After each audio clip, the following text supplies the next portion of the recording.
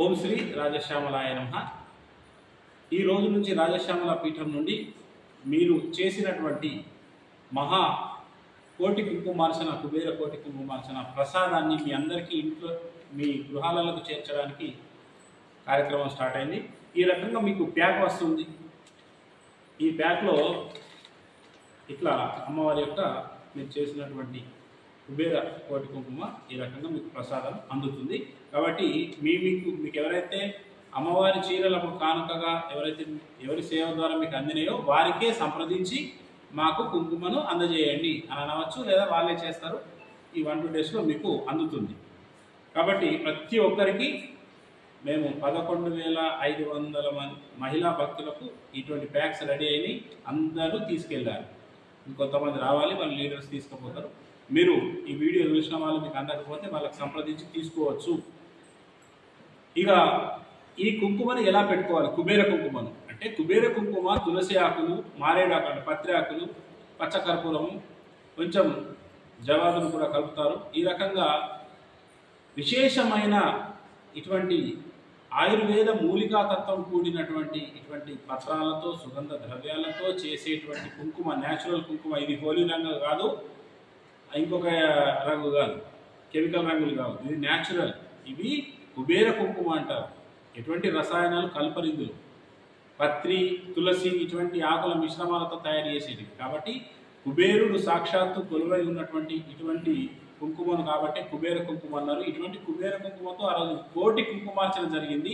ఈ కుంకుమను ప్రతిరోజు ధరించి తొందరగా ఒక 1-2 నెలల్లో కంప్లీట్ చేసుకుంటే మీ ఇష్టం। ఎందుకంటే ఇది ఆపత్కాల పరిస్థితులలో పెట్టుకోవాలి।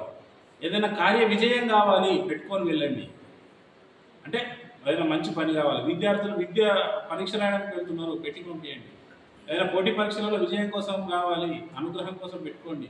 అనారోగ్యం కలిగింది రాత్రిపూట పెట్టుకొని పడుకోండి, అనారోగ్యం ఎవరికి ఉన్నా రాత్రిపూట పెట్టుకొని పడుకోవాలి। విద్యార్థులకు కూడా నైటే పెట్టండి, వాళ్ళు డే పొద్దున స్కూల్కి పోయేటప్పుడు వాళ్ళు వెంటనే తుడిపేసుకుంటారు, నైట్ పెడితే ఆ శక్తి అంతా పనిచేస్తుంది నైట్ అంతా। కాబట్టి మేధస్సుకు విద్యార్థులకు రాత్రిపూట పెట్టండి, స్కూల్కి వెళ్ళేటప్పుడు పెట్టకండి। కాబట్టి ఇట్లా ఎన్నో అద్భుతాలు చేసే ఈ యొక్క కోటి కుంకుమ, ఎందుకంటే మీ చేతులారా మీ అందరి చేతులు కలిసి కోటి కుంకుమ ఇది మీకు తెలుసు, మీ కనులారా చూశారు, చేతులారా చేశారు ఇటువంటి। ఎందుకంటే బయట కోటి కుంకుమ అంటారు కానీ వాళ్ళు చేశారా లేదా అనేది తెలియదు మనకు, అది పేరుకే కోటి కుంకుమ ఉంటుంది, కానీ ఇక్కడ నిజంగా జరిగింది। ఆ కుంకుమ అంతా అమ్మవారికి అధివాసం, అంటే మూల విరాట్కి అధివాసం చేశాం। ఒక రాత్రి అంతా అమ్మవారు ఆ కుంకుమలో నిండిపోయి ఉంది, ఆ విషయం కూడా మీకు తెలుసు। మళ్ళీ 9 రోజుల యాగ జలాల సంప్రోక్షణ గావించబడ్డ కుంకుమ ఇది। ఇటువంటి కుంకుమ శక్తివంతమైన కుంకుమ మీకు ఎక్కడ దొరకదు। మీరు ఇక్కడ టెంపుల్కి వచ్చి మీరు చేసుకుంటారు, అష్టోత్తరం చేసుకుంటారు, ఆ కుంకుమ మీకు ఇస్తారు, కానీ అష్టోత్తర కుంకుమనే మీరు తర్వాత వచ్చి చేసుకుంటారు, కానీ కోటి కుంకుమ ఎట్లా దొరుకుతుంది? కాబట్టి ఇటువంటి అరుదైన కోటి కుంకుమను మీరు ఒక కుంకుమ భరణలో సెపరేట్గా పెట్టుకొని మీ పూజా మందిరంలోనే పెట్టుకోండి, మీరు వాళ్ళ కూడా కాదు, పూజా మందిరంలో పెట్టుకోండి। మీ ఇంట్లో కుబేరుడు సాక్షాత్తు కొలువై ఉంటాడు, రాజశ్యామలమ్మ సాక్షాత్తు కొలువై, కాబట్టి మీకు మెల్లగా మీ యొక్క సంపన్నత, సమృద్ధి ఇవన్నీ మీ ఇంట్లో కూడా పెరుగుతాయి, మీ ఇంట్లో నకారాత్మక దోషాలు పోతాయి। ఈ కుంకుమ మీ ఇంటికి రావడమే ఒక సౌభాగ్యం।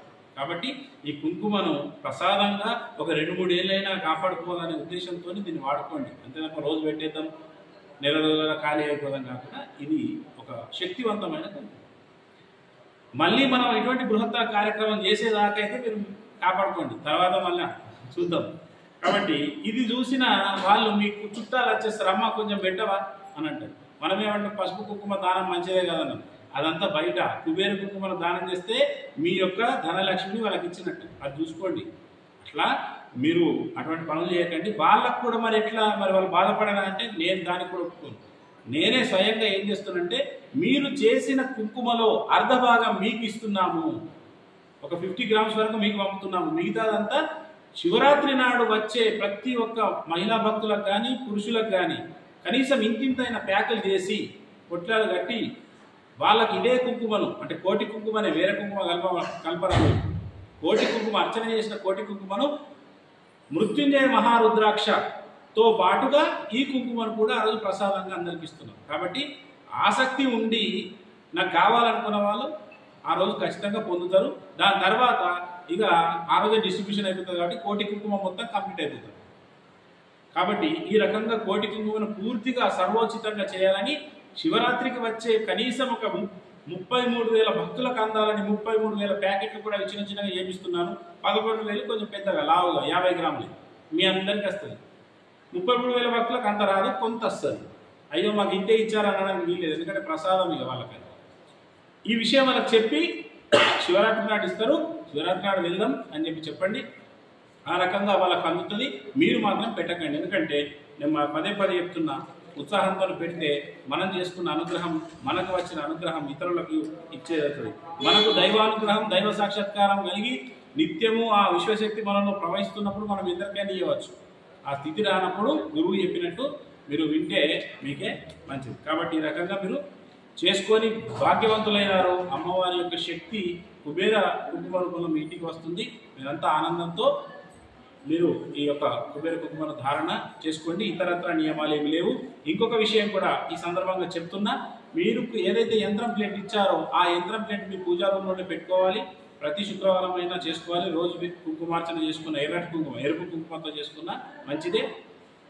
అయితే ఆ యంత్రం ప్లేట్లో మీకు మీ ఇంట్లో చిన్న మహాలక్ష్మి అమ్మవారు ఉంటుంది, దుర్గామాత ఉంటుంది, లేకపోతే సరస్వతి దేవి ఉంటుంది, లేకపోతే ఇంకేదో తులజాపూర్ భవానీ మాత ఉంటుంది, లేకపోతే పద్మావతి అమ్మవారు ఉండవచ్చు. ఏ శక్తి రూపం అయినా సరే, ఏదైనా శక్తి రూపం, ఆ రూపం యొక్క మూర్తి చిన్నగా ఉంటే ఆ ప్లేట్లో పట్టేటట్టుంటే పెట్టుకోండి. ఆ యంత్రం ప్లేట్లో మీరు పెట్టుకొని చేసుకోవచ్చు. కింద యంత్రం ఉండడం వల్ల ఇంకా ఆ మూర్తికి ఏదైతే ఉంటుందో ఇంకా శక్తి, మీకు అమ్మవారి యొక్క శక్తి పెరుగుతుంది ఆ మూర్తిలో. కాబట్టి ఈ రకంగా కూడా అలా పెట్టుకొని మీరు సెంటర్లో పెట్టుకొని చేసుకోవచ్చు హ్యాపీగా. కాబట్టి ఇవన్నీ గమనికలు, ఇంకా వేరే ఇతరత్ర నియమాలు ఏమి ప్రత్యేకంగా ఏమి ఉండవు. హ్యాపీగా ప్రేమతో మీకు ఇచ్చిన మూలమంత్రం ఏదైతే ఉందో వాటితో రోజు ఒకసారైనా ఒక 5 స్నానం చేసిన తర్వాత ఒక 5, 10 మీకు తోచినన్ని సార్లు నామం మంత్రం చెప్తూ వాళ్ళు అర్చన చేసుకోండి, మంచిది. వీలు కాకపోతే శుక్రవారం, ఇంకా వీలు కాకపోతే వారానికి ఒకసారి మీకు వీలున్న రోజు ఎప్పుడైనా ఆ రకంగా అర్చన చేసుకోవచ్చు. ఎన్నిసార్లు అయినా ఎంతైనా చేసుకోవచ్చు. మీకు యథాశక్తి మీరు ఎంత చేసుకుంటారో అది మీ ఇష్టం. కాబట్టి ఈ రకంగా మీరు ఈ యొక్క కార్యక్రమాన్ని విజయవంతం చేశారు. అందరికీ ఆ పరమేశ్వరి రాజశ్యామలాంబ దివ్యాశీస్సు.